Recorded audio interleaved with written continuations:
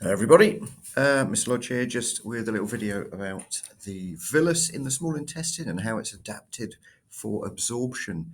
The upper part of the small intestine, we're also looking at digestion, where the enzymes produced by the pancreas are digesting, breaking down molecules, chemically digesting them into smaller molecules. So how are this lower part of the intestine, how is that adapted for absorption? Well, we can see here this little tube I've drawn here. This is a diagram.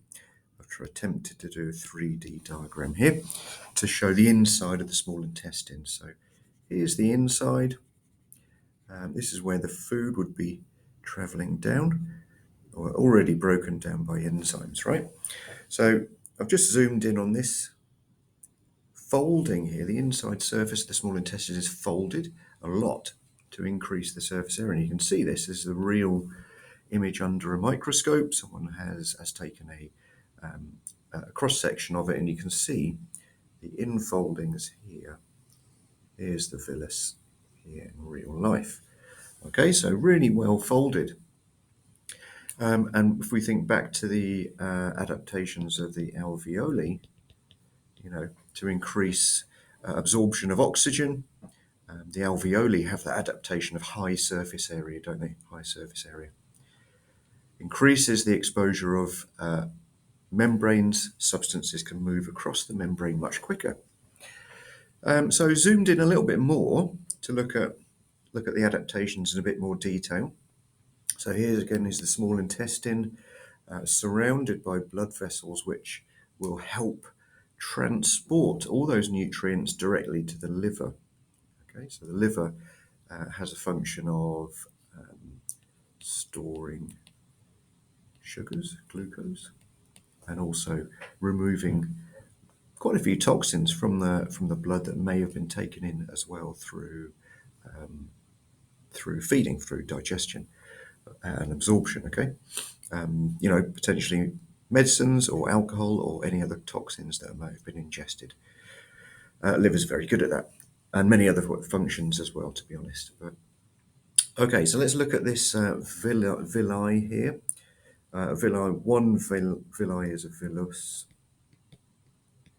Okay, a villus basically means finger-like projection. So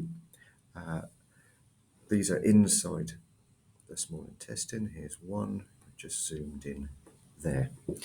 Okay, so we can look at that. Each of those villus has got its own branch of blood vessels. So we can see here's the capillary bed. Blood is entering in up here, receiving nutrients that are being absorbed, diffused through the wall of the villus, and then moving away. So taking away those nutrients all times to the liver. Sorry. So actually, what we're doing is that blood flow is essentially keeping a low concentration gradient. So we're maintaining a low concentration gradient in the blood. There will be a high concentration gradient inside the small intestine of nutrients, because you're always feeding, aren't you? You're always eating. So we're maintaining that concentration gradient. That's one of the adaptations here. High blood flow, high movement of blood, and maintain that concentration gradient. Just move myself out of the way. Again, obviously, that we've just discussed that high surface area.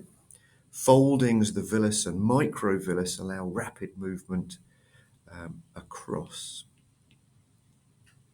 membranes. So we expose more membranes, movement or diffusion rate increases. So we're just looking here now at this section of the villus. Now, if you look carefully here, each one of the cells, this is one cell, the lining of the villus is also folded. This is another adaptation. So we call these tiny foldings microvilli, so small fingers.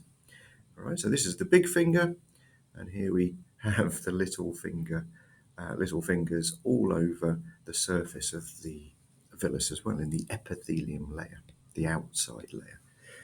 Okay, so concentration gradient, high surface area caused by the villus and microvillus, and also we have a very short diffusion distance between the lumen, the actual small intestine, and the blood as well. So we're maintaining that short diffusion distance, much like the alveolus. So high concentration of blood capillaries and short diffusion distance increases the rate of diffusion there. Okay, so I'll just show you so you can see all of those. Pause the video now and you can make your notes on those adaptations of the villus in the small intestine for absorption. Thank you.